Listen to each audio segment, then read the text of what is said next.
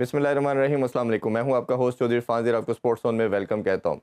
नाज़रीन, क्रिकेट की जो इम्पोर्टेंस है वो पाकिस्तान में आप बहुत उसको क्लोजली देखें तो आपको काफ़ी कुछ नज़र आता है। ये सिर्फ स्पोर्ट नहीं है, ये एक स्पोर्ट से बियॉन्ड, कुछ लोग तो इसको सेकंड रिलीजन के तौर पे भी मानते हैं। इसकी प्राइम एग्जांपल ये है कि जो एक सिलसिला का जो कनेक्शन था अवाम का और स्पोर्ट्स के साथ, वो काफ़ी दूर चला गया था।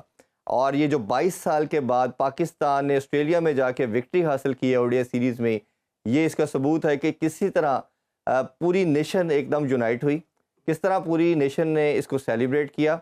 और आप ये देखें कि डिस्पाइट ऑफ जितनी भी वो आपकी प्रॉब्लम थी, टर्बुलेंस थी, सबको भूल गए सब, और पूरे पाकिस्तान ने इसको एंजॉय किया। इसी तरह हम बात करते हैं कि वन स्पोर्ट नेशन के तौर पे आपके ऊपर रिस्पॉन्सिबिलिटी तो ऑब्वियसली आती है कि आप बाकी स्पोर्ट्स को भी देखें, उन पे भी आप इन्वेस्ट करें। बट फॉर्चुनेटली या अनफॉर्चुनेटली हम कह सकते हैं कि क्रिकेट के अलावा हमारे लोगों में किसी ना स्पोर्ट्स का रुझान है, ना गवर्नमेंट लेवल पे। सब कुछ आके क्रिकेट से स्टार्ट होता है और क्रिकेट पे ही ख़त्म होता है। और ये जो जो मैं बात कर रहा था कि एक साल से जो रूठी हुई आवाम थी, उसको दोबारा खुशियाँ मिलना शुरू हो चुकी हैं। वो टेस्ट सीरीज़ में भी हमने देखा कि हमने इंग्लैंड को 2-1 से हराया, और उसके बाद अब नेक्स्ट जो सक्सेस हमें अब ऑस्ट्रेलिया में मिल चुकी है। तो ये मेरा ख्याल है एक बड़ा खुशाइन साइन है, बड़ा अच्छा साइन है कि हमारी जो ग्लोरी है, जो पाकिस्तानी क्रिकेट से लोग प्यार करते हैं, वो दोबारा से हम रीगेन कर रहे हैं। और हम दुआ करते हैं कि हम इसी तरह सक्सेस हासिल करें, और ये जो पूरी नेशन है, जो इतनी मुश्किलात में घिरी हुई है, इस जो एक ही आपके पास सोर्स ऑफ प्लेयर है, उसको एंटरटेनमेंट का, उसको एंजॉय करते रहें। आज के शो के हवाले से बात करें तो बहुत ख़ास शो है जी, बहुत स्पेशल शो है। और बात की जाए तो ऐसे पाकिस्तानी प्लेयर, बल्लेबाज, जिन्होंने अपनी बैटिंग से पाकिस्तान को बहुत फतूहा दिलवाई। गेम सेंस कहा जाता है कि बड़ी ज़बरदस्त किस्म की है, और अब पाकिस्तानी कप्तानी के फ़राइज़ भी अंजाम दे रहे हैं। आल्दो कि बड़ा मुश्किल टाइम भी देखा, बट अब खुशियों का टाइम भी आ चुका है जी। हमारे साथ शो में मौजूद है one and only the Pakistani test captain Shan Masood. अस्सलाम वालेकुम शान भाई। वालेकुम अस्सलाम। Thank you so much for your time जी। बड़ा आपको टाइम से हम अपने शो में लेना चाह रहे थे। अगेन बहुत बहुत शुक्रिया आपका। नहीं, thank you so much for having me on your thank you show. So much. अच्छा शान भाई, ऑब्वियसली आज एक्सक्लूसिव शो है हमारा, और हम चाहेंगे कि तमाम अफेयर्स पे बात करें जो पूरी नेशन सुनना चाह रही है। बट मैं शुरू में थोड़ा सा, ये हमेशा मेरी कोशिश होती है कि आप जो प्लेयर हैं, ये लाखों लोगों के लिए रोल मॉडल भी हैं, और वन स्पोर्ट नेशन एक पूरी नेशन को, जिस तरह हम बात करते हैं क्रिकेट यूनाइट करती है। थोड़ा सा अगर आप अपने जर्नी का बताना चाहें, क्योंकि मोस्टली लोग सही समझते हैं शायद आप ज़्यादा टाइम बाहर रहे, अगर उसके हवाले से कुछ कहना चाहें तो प्लीज़ आप ज़रूर शेयर करिएगा। नहीं, आई थिंक मेरी जो जो जर्नी है वो लाइक एनी अदर क्रिकेटर है। इन इन पाकिस्तान, आई मीन सिस्टम के थ्रू आया हूँ, सिस्टम के एज ग्रुप्स खेले हैं। ऑब्वियसली शुरू में थोड़ा पढ़ाई की तरफ तवज्जो ज़्यादा होती थी, लेकिन आई थिंक अम्मी अब्बू की शर्त यही थी क्रिकेट खेलने के लिए कि अगर क्रिकेट खेलनी है तो ऑब्वियसली पढ़ाई जो है वो आपने कंप्लीट करनी है। तो थोड़ा सा ऑब्वियसली टाइम या डिले उस चीज में ज़रूर था। जी। But like any other cricketer, academy खेली है, क्लब क्रिकेट खेली है, डोमेस्टिक क्रिकेट खेली है, अंडर 19 एज, और बहुत बहुत लोगों का इसमें हाथ है। आई थिंक इम्पॉसिबल होता है समटाइम्स नाम जी। लेना कि कितने कितने लोग रिस्पॉन्सिबल होते हैं आपकी जर्नी के लिए। और मैं आई मीन बहुत खुशकिस्मत रहा हूँ कि इतने लोगों ने साथ दिया इस गेम में, और सपोर्ट किया है और हेल्प किया अलोंग द वे। बहुत अच्छे मेंटोर्स, कोचेस, कोलीग्स मिले हैं, दोस्त मिले हैं जी। जिन्होंने जिन्होंने मेरी जर्नी, एक एक स्पेशल जर्नी होती है किसी के लिए भी एग्जैक्टली। पाकिस्तान खेलना, लेट अलोन पाकिस्तान को बिल्कुल, कैप्टन मेरा करना। मानना ये है कि you people are chosen by God. ये अल्लाह ताला की बहुत बड़ी ब्लेसिंग है, सब हलाली पर चुना और जाना। 25 करोड़ की आवाम में से 15 लोग ऑब्वियसली एक स्क्वाड में जाते हैं, तो बहुत बड़ी ब्लेसिंग है। शान भाई, मैं अगेन सीधा डायरेक्टली अब क्वेश्चंस की तरफ आऊँगा। कोशिश है कि हम तमाम जितने भी मैटर्स हैं इन पे डिस्कशन कर सकें। कि एक कप्तानी जो है, ये एक बहुत बड़ा, एक मेरा मानना है कि बहुत बड़ा ऑनर है, बहुत बड़ी प्रेस्टीज है। अगर बात की जाए तो एक बड़ी लंबी डिबेट हमेशा होती है कि कुछ लोग कहते हैं कि जी बॉर्न कैप्टन होता है, कुछ कहते हैं जी ये ग्रेजुअली करने से आती है। 80% मैंने क्रिकेटर्स का इंटरव्यू किया, लेजेंड्स की बात करूँ तो वो ये कहते हैं कि करने से आती है। बट जो प्रेसिडेंट हमें नज़र आता है कि अगर करने से आती तो फिर सारे ही कर जाते। तो ये कहीं ना कहीं एबिलिटी होती है। आप जब खुद कप्तानी कर रहे हैं, यॉर्कशायर की आप कप्तानी करते रहे, आप क्या समझते हैं, ये एक बॉर्न कैप्टन होता है लीडरशिप, या ये एक प्रोसेस है जो करने से ही आप इंसान सीखता है?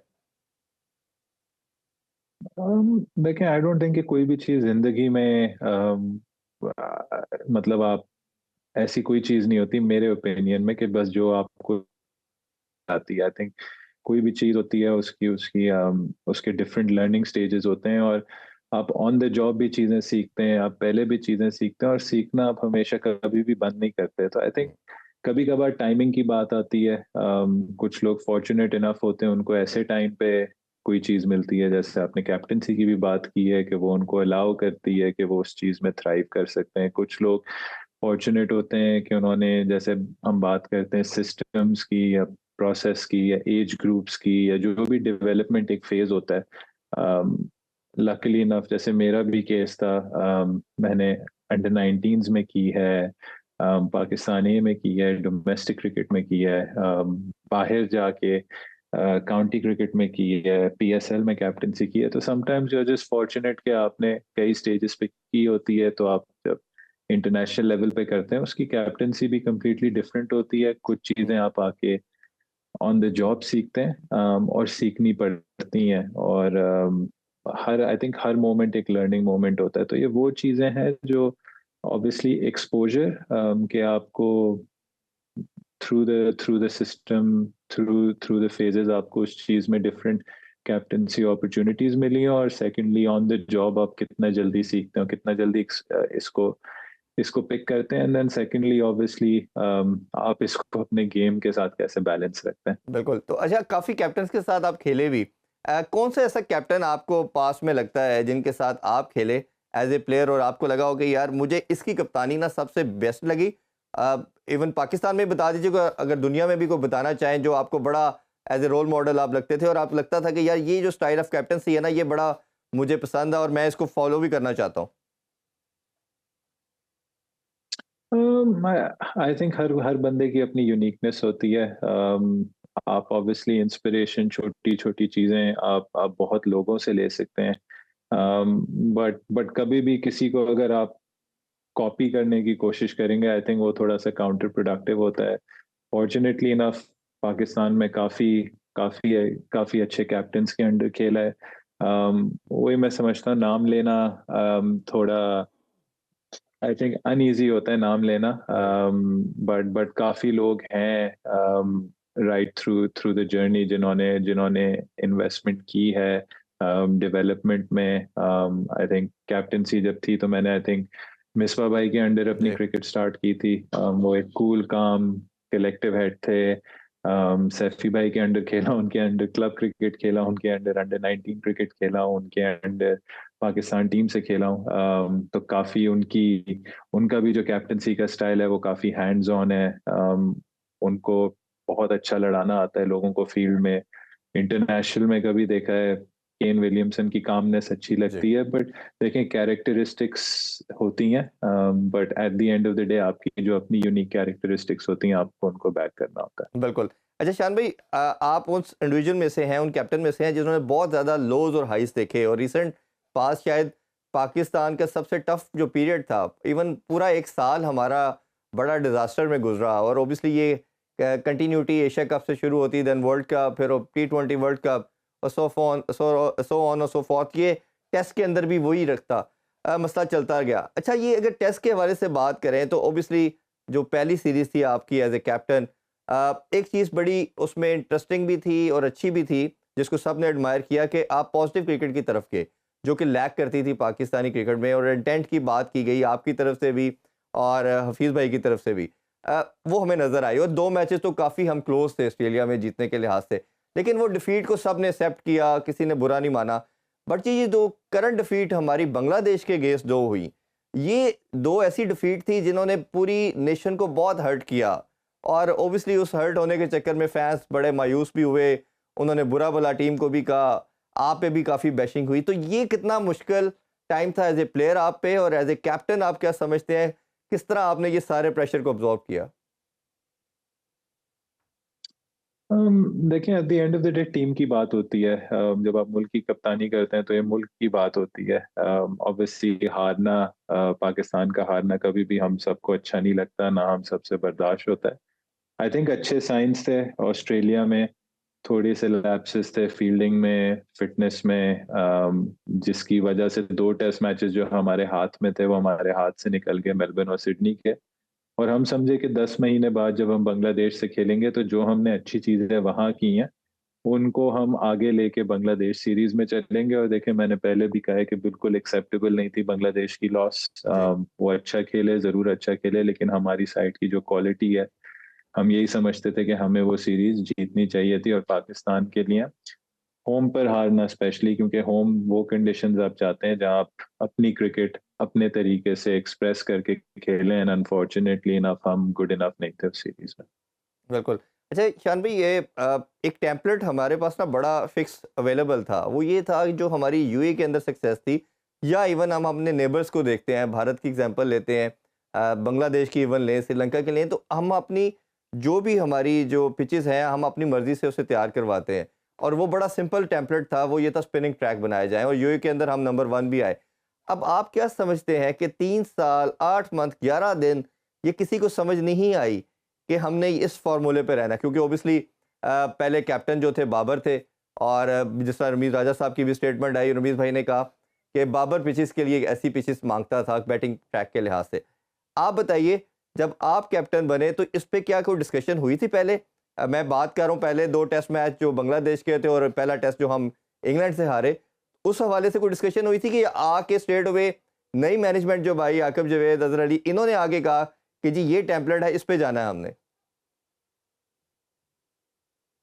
नहीं, देखें, I think her series different होती है। आई थिंक पहले भी हमने कोशिश की है कि हम स्पिन विकेट्स बनाएं पास्ट में, बट आई थिंक हमारा सॉइल थोड़ा डिफरेंट है। और अगर आप इन सीरीज की जो 2 विकेटें देखें, एक में हम यूज्ड विकेट पे खेले और फिर हमने पिंडी को जी। कम्प्लीटली हमें ट्रांसफॉर्म करना पड़ा। ऑब्वियसली शॉर्ट टर्म में चीज़ें हुई हैं, बट हमें लॉन्ग टर्म में एक ऐसा अप्रोच लेना होगा जिसमें नेचुरली हमारी पिचेस हमें हमें अगर स्पिन विकेट चाहिए तो हमें पता हो कि किस ग्राउंड में स्पिन विकेट मिलनी है। हमें अगर थोड़ा सा सीमिंग विकेट चाहिए, और हम हमेशा प्लान करते हैं। ऐसा नहीं होता कि बस रिजल्ट अच्छा नहीं आया या रिजल्ट अच्छा आया तो वो विकेट सही थी या वो विकेट सही नहीं थी।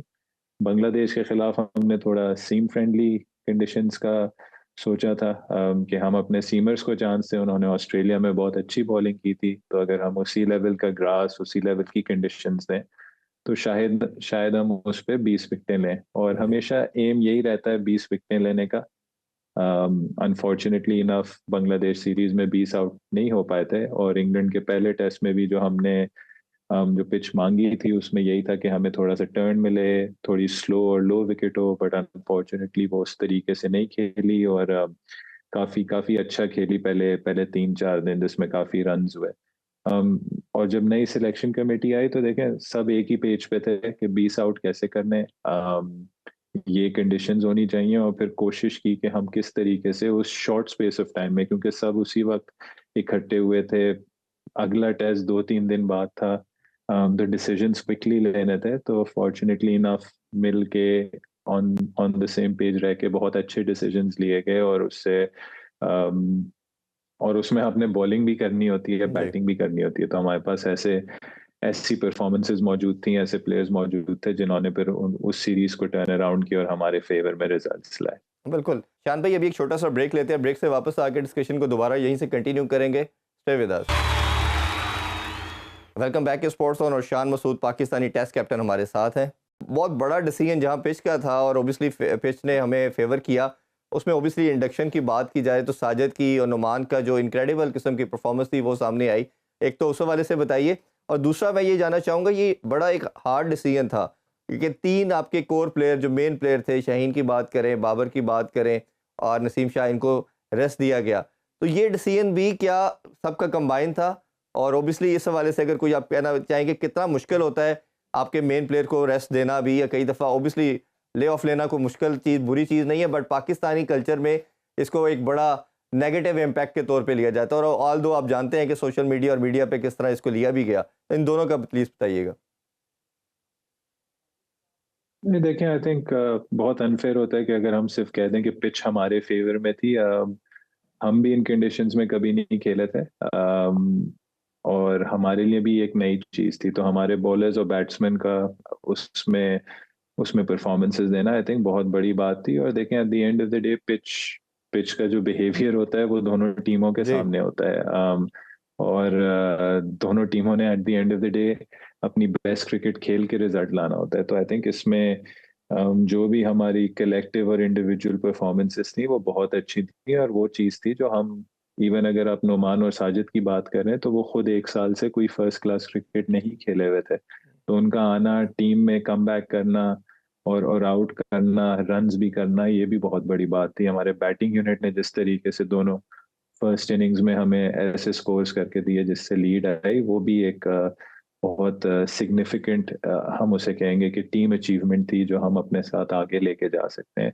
सेकेंडली देखें, आई थिंक सिलेक्शन मैटर, कोई भी मैटर हो, उसमें सब सब इक्वल रिस्पॉन्सिबिलिटी लेते हैं, सब एक पेज पर होते हैं। टीम गेम होता है, चाहे वो ऑन द फील्ड हो चाहे वो ऑफ द फील्ड हो, और कुछ कलेक्टिव डिसीजंस लिए गए। और देखें, आप अपने अपने डिसीजंस जो होते हैं, आपको इस जॉब में रखा जाता है कि आपको समझा जाता है कि आप फिट इनफ हैं, आप क्रेडिबल इनफ हैं ये डिसीजंस लेने के लिए। तो हम सब ने वो डिसीजंस लिए जो हमें लगा कि पाकिस्तान के लिए बेहतर थे, हमारी टीम के लिए बेहतर थे, हमारे प्लेयर्स और उनकी वेलबींग के बेहतर थे, जैसे आपने रेस्ट का कहा। तो जी। अगर सोशल मीडिया या मीडिया उससे एग्री करता है, डिसएग्री करता है, आई थिंक वो एक नेचुरल चीज़ है, हर सबका अपना ओपिनियन है और वो एंटाइटल्ड है। बट उस वक्त हमें ये लगा कि ये हमारी बेस्ट कॉम्बिनेशन है, हमारे कुछ प्लेयर्स को इसमें रेस्ट भी मिल जाएगा, कुछ हम नए प्लेयर्स भी लाएंगे। हमेशा आपका रोस्टर 20-25 प्लेयर का होता है, 10-12 प्लेयर्स का नहीं होता। हम्म। तो उसमें हमें बहुत सारी अच्छी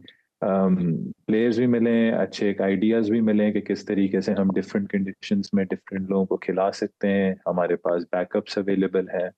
तो कलेक्टिव डिसीजन था और आई थिंक पाकिस्तान के लिए काफी काफी काफी फायदेमंद रहा। और आई थिंक कोई भी प्लेयर हो, चाहे वो जो प्लेयर्स थे जिनको रेस्ट कराया या जो नए प्लेयर्स जो अंदर आए थे, आई थिंक सबके लिए इंशाल्लाह ये काफी बेनिफिशियल रहेगा फ्यूचर बिल्कुल, में। और ऑब्वियसली ये प्रूव भी हुआ। अच्छा, एक चीज़ बड़ी हमें अ, बड़ी ऑब्वियस नज़र आई, वो ये थी कि ये सक्सेस के पीछे जो रीज़न नज़र आई, वो लड़के जो डोमेस्टिक में आपके काफ़ी सालों से थे, जब वो टीम में इंडक्ट किए गए तो हमें रिजल्ट नज़र आया। कामरान गुलाम की बात ज़रूर करनी चाहिए, जिस तरह मुश्किल टाइम पे आके उन्होंने सेंचुरी की। साजिद नुमान की हम मुसलसल बात करते चले जा रहे हैं, जिस तरह उन्होंने 38 के करीब आउट कर दिए। तो ये एक बहुत एक मैसिव किस्म का था। तो ये जो एक कहीं न कहीं हमें लगता है कि हमारे सिस्टम में लास्ट 3-4 ईयर से जो डोमेस्टिक के परफॉर्मर थे, शायद उसको उस तरह वैल्यू नहीं किया गया। तो आप क्या भी समझते हैं यही रीज़न है, और आप एज़ ए कैप्टन आप किस तरह इसको लेके चलना चाहते हैं कि हमारे जो भी लड़का डोमेस्टिक में परफॉर्मर होगा, वो टीम का पार्ट होगा और आप एज़ ए कैप्टन उसको कंटिन्यू करेंगे? देखें, आई थिंक बहुत बहुत ट्रिकी चीज होती है। इसमें हम सिर्फ ये नहीं कह सकते कि कोई बंदा अगर डोमेस्टिक में टॉप करता है तो वो सीधा टीम में आ जाता है। आई थिंक एक तो टीम की रिक्वायरमेंट क्या है उस वक्त, क्या टीम में उस प्लेयर की जरूरत है, ऑलरेडी एस्टैब्लिश प्लेयर्स उस टीम में तो नहीं खेल रहे, ऑलरेडी लोग परफॉर्म तो नहीं कर रहे। कंडीशंस क्या है, फॉर इंस्टेंस अगर डोमेस्टिक में टॉप विकेट टेकर एक फास्ट बॉलर है, या टॉप रन स्कोरर एक ओपनर है, और ऑलरेडी टीम के पास ओपनर है, या top run scorer middle order है, तो आप ऐसे like for like direct replace नहीं कर सकते। हुँ।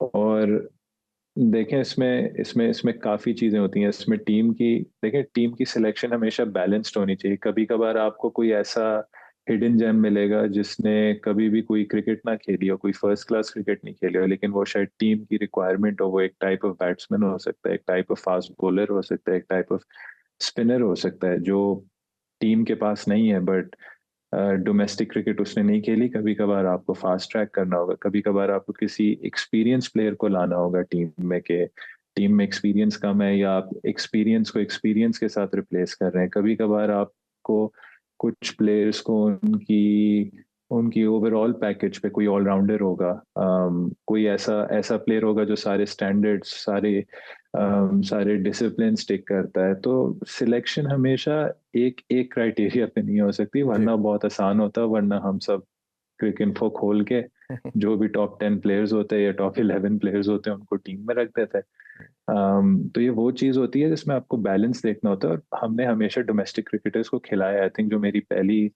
सीरीज थी, ऑस्ट्रेलिया गए थे, उसमें जो हमने फास्ट बॉलर्स भी लाए थे, चाहे जी। मीर हमजा था, खुरम शहजाद था, आमिर जमाल था, ये सारे खेले हुए थे डोमेस्टिक क्रिकेट, और इनको ही हम लाए। तो हमने हमेशा साउथ शकील, आगा सलमान डोमेस्टिक क्रिकेट के परफॉर्मेंस है, तो जो भी आया है वो अपनी परफॉर्मेंसेस के थ्रू आया है, चाहे वो डोमेस्टिक क्रिकेट में हो, चाहे वो पाकिस्तानी में हो, चाहे वो पाथवेज में हो, कोई ना कोई कहीं ना कहीं कुछ करके आया है। तो हमें एक बैलेंस रखना चाहिए सिलेक्शन में। अच्छा, एक ओवरऑल अगर बैटिंग में देखें तो काफ़ी टॉप ऑर्डर के हवाले से ना प्रॉब्लम नज़र आए। बाबर का जैसे 2.5-3 साल से 50 ना करना, इसी तरह आपने एक बड़ा शो किया बट आपकी भी परफॉर्मेंस इतनी कंसिस्टेंट नहीं थी एज ए कैप्टन। आप क्या समझते हैं? दूसरा, अब्दुल्ला शफीक और आपने साइम को इस दफ़ा फ़ख्र किया, उस इमाम की जगह पे चांस दिया। एक तो माइंडसेट क्या था कि इन दोनों ओपनर को किस तरह फिट इन करते हैं, क्योंकि इमाम काफ़ी लंबे टाइम से खेल रहे थे। क्या वो जो ब्रांड है, इंटेंट क्रिकेट की हम बात करते हैं, पॉजिटिव क्रिकेट की, उस वजह से आए? और दूसरा, आप एज ए बैटर अब क्या समझते हैं, क्योंकि आपका जो सेंट्रल कॉन्ट्रैक्ट में भी हमने देखा नाम, वो सब्जेक्ट टू कैप्टनसी कर दिया गया, तो क्या इस चीज़ का प्रेशर है कोई आपके ऊपर कि अगर परफॉर्मेंस नहीं आएगी तो मेरे ऊपर एक ये एक ऐसा लाम कह लें कि एक ऐसी चीज़ है जो कि कहीं ना कहीं आपको हंट करेगी? नहीं, देखें, मैं फिर आपसे कहूंगा कि बहुत हम लोग क्रिकेट को काफी मैं क्रिकेट को काफी डिफरेंटली देखता हूँ। आई थिंक वही चीज़ है, बहुत आसान है कि फिगर्स निकालना, और मतलब बस जो चीज़ सामने है कि अगर हम लोग क्रिकेट को या बैटिंग को 50 और 100 में ही मानते हैं, बॉलिंग को 5 आउट और 10 आउट में ही मानते हैं। आई थिंक थोड़ा डिफरेंटली, टीम स्पोर्ट है, थोड़ा डिफरेंटली देखना चाहिए। एंड आई थिंक आप इस तरीके से डिफरेंटली देखते हैं कि हमारा टेस्ट मैच जीतने में इम्पोर्टेंट चीज़ थी 20 विकेटें लेना। जी। 20 विकेटें आप जब लेंगे, आप तभी टेस्ट मैच जीतेंगे। और आई थिंक काफ़ी एज अ बैटिंग यूनिट काफ़ी हमारी टीम की सैक्रिफाइस थी कि हमने कोशिश की कि हमारी विकेट्स ऐसी बने जिसमें जिसमें हमें 20 विकेटें लेने का हमारा फुल चांस हो। और उसमें कभी कभार एज अ बैटिंग यूनिट आपके अपने उसमें उसमें आप 500 600 रन एज ए टीम नहीं करते, उसमें आप 250 300 350 पे मैच जीत सकते हैं। एंड आई मैं कभी भी इंडिविजुअली नहीं देखता, मैं देखता हूँ कि किसने अपना रोल किस तरीके से किया है, टीम ने कलेक्टिवली कितने रन्स किए हैं। 6 इंडिविजुअल बैट्समैन खेल रहे हैं, सबका एक कलेक्टिव रोल होता है टीम के लिए। इवन आपके जो 7 से लेके 11 11 तक खेलते हैं, उनका रोल होता है कंसिस्टेंटली रन्स करने का। एक एक एक वे में कि 50 60 रन्स के आपकी आखिरी चार चार विकेटें आपको दे सकती हैं या नहीं दे सकती, जो हमें सीरीज में मिले थे अपने लोअर ऑर्डर से। और जहां तक आपने अब्दुल्ला और साइम की बात की, देखें लास्ट टेस्ट सिडनी में वो दोनों खेले थे। जब हम सिडनी में खेले थे तो जी। मेरी कोशिश और सिलेक्शन कमेटी की कोशिश यही थी कि उनको कंटिन्यूटी दें, कोई भी प्लेयर आए उसको प्रॉपर चांस मिले, प्रॉपर मौका मिले।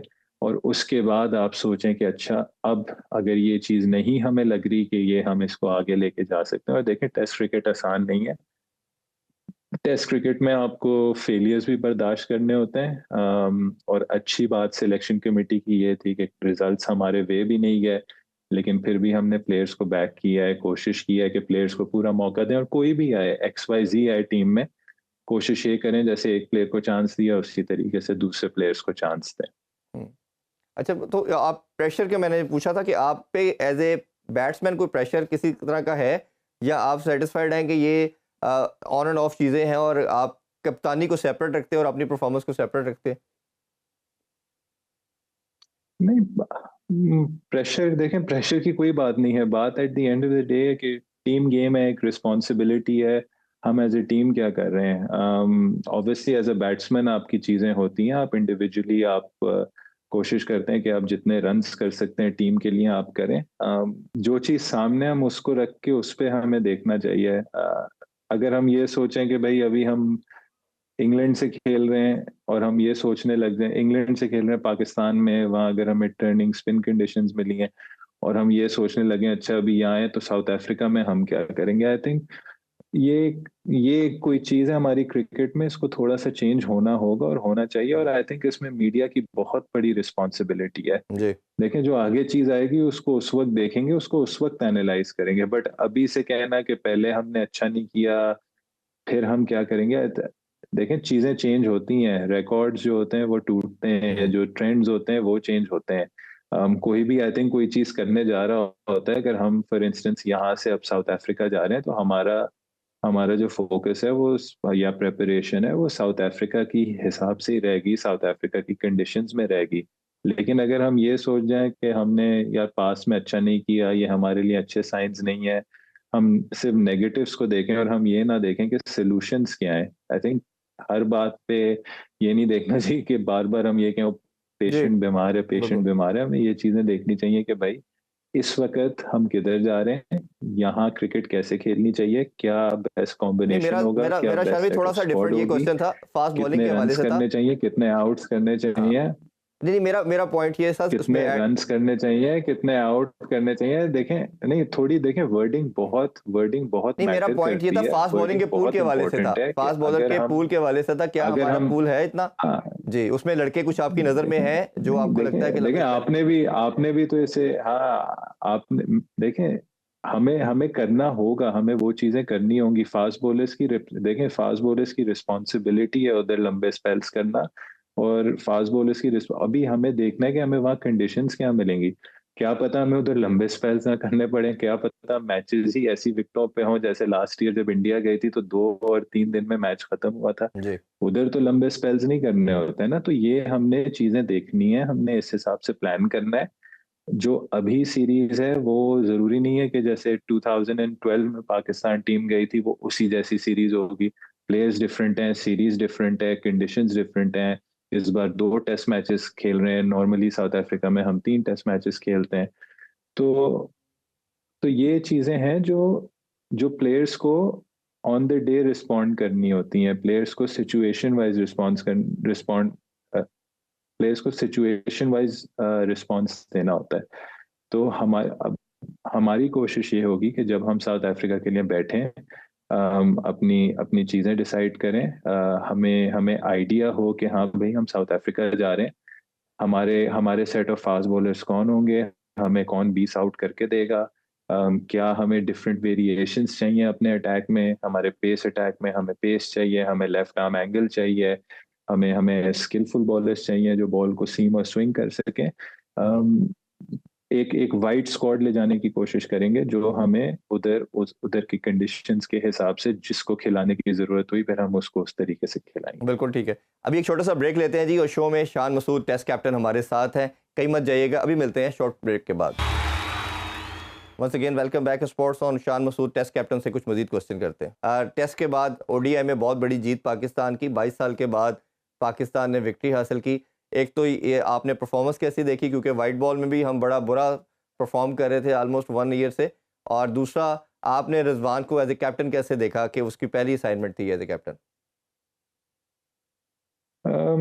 देखें, वही मेरी बात है कि रिकॉर्ड्स जो होते हैं वो अपॉर्चुनिटी होती है, स्पेशली आपने अगर किसी जगह अच्छा नहीं किया होता वहां जाके अच्छा करना आपके लिए एक बहुत बड़ी अपॉर्चुनिटी होती है कि आप उस चीज को चेंज करें, आप तारीख को चेंज करें।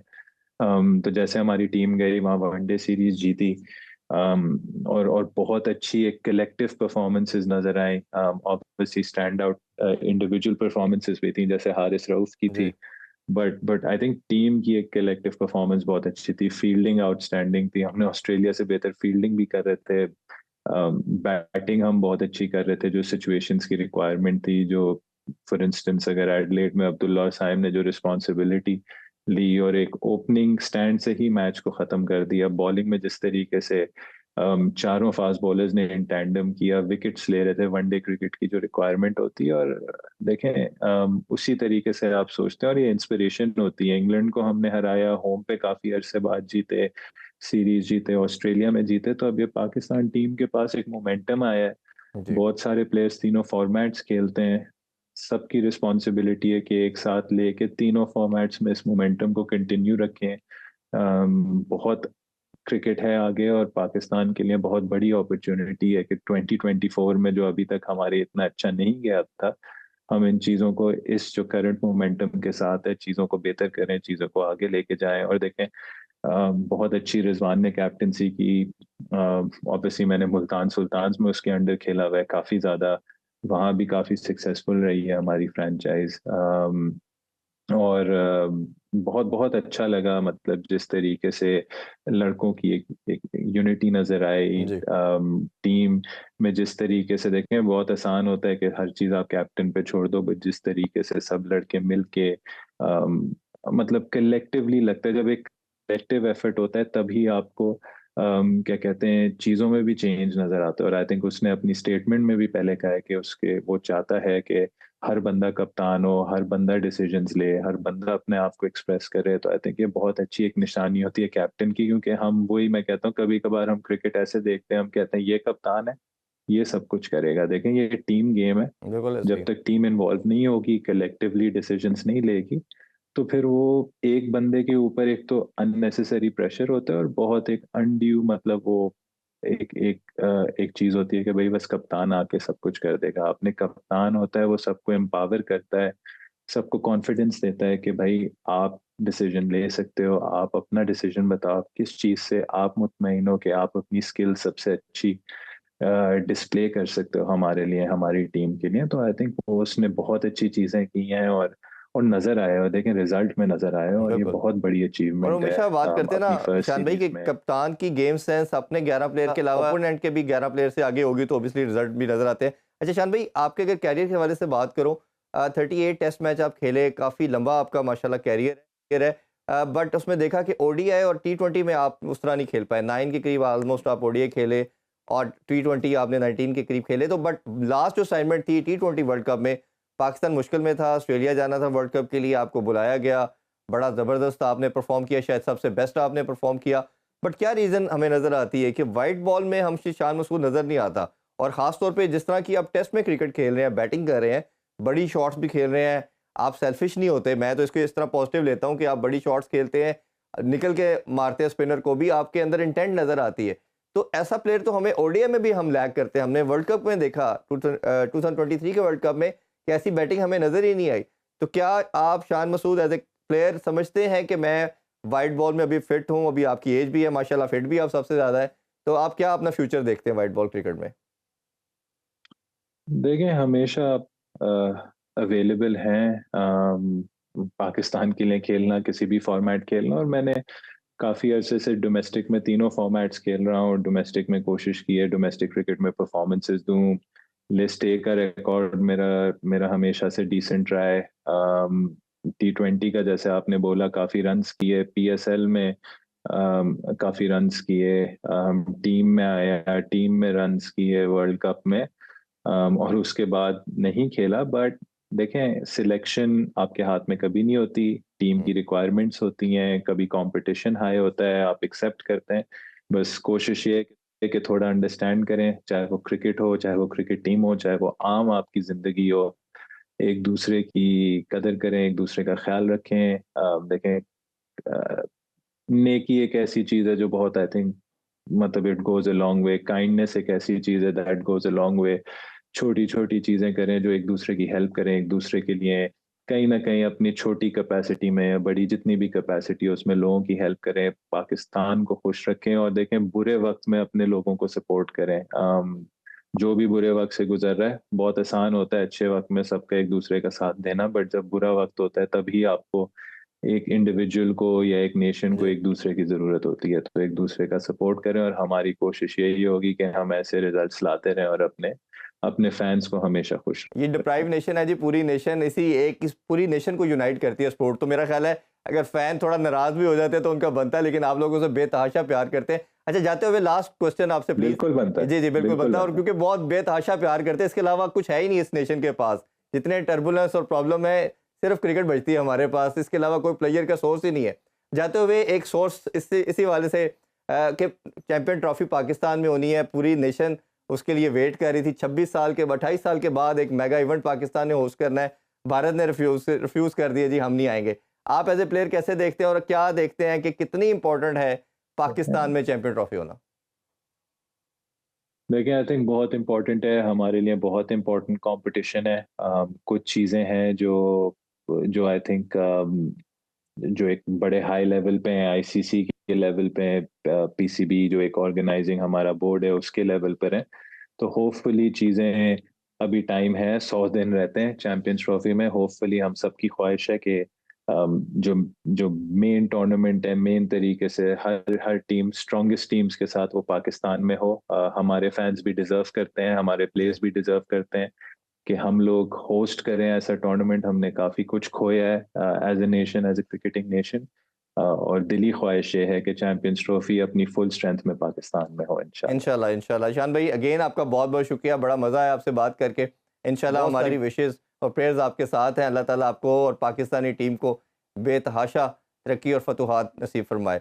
नाज़रीन, आपने बड़ी खूबसूरत गुफ्तगू सुनी शान मसूद साहब की। इंशाल्लाह आपसे दोबारा मुलाकात होगी नेक्स्ट शो में, इसी दुआ उम्मीद के साथ कि पाकिस्तानी क्रिकेट जो है वो फ्लरिश करे, हमें विक्ट्रीज देते रहे। पूरी नेशन आपका खुशियों का इंतज़ार करती है। अपना बहुत ख्याल रखें।